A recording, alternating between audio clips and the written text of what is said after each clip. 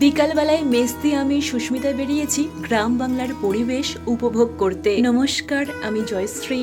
Welcome to my ছোট্ট blog. এখন বর্ষাকাল বলে ইট ভাটাটা বন্ধ আছে, না হলে চালু থাকতো। ইট ভাটার এই ওয়েদারটা এত সুন্দর দেখতে লাগছিল, এটাকে ক্যাপচার না করে আমি আর থাকতেই পারলাম না। এর আগে আমি একবার এই ইট ভাটায় এসেছিলাম, কিন্তু তখন এতটা সুন্দর দেখতে লাগছিল না।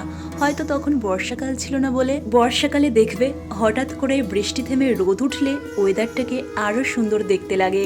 রাস্তা দিয়ে হেঁটে যাওয়ার সময় এই ছাগলগুলোকে দেখলাম। ছাগলগুলো বেশ অনেক বড় বড় ছিল। এই যে লোকটাকে দেখছো, ইনি বিকালবেলায় ওই ছাগলগুলোকে ঘাস খাওয়াতে এনেছে। সিরিয়াসলি বলছি, এই ছাগলটাকে দেখে আমার এতটাই ভয় লাগছিল যে আমি ভাবছিলাম ওর সামনে থেকে আমি কিভাবে হেঁটে যাব। মেস্তি সুস্মিতা অনেকটাই এগিয়ে গেছিল, কিন্তু আমি এই ছাগলটাকে দেখে ভয়ে রাস্তায় দাঁড়িয়ে গেছিলাম। লাস্টে সাহস করে সামনে এগিয়ে গেলাম, কারণ সামনে আরো সুন্দর ওয়েদার আছে।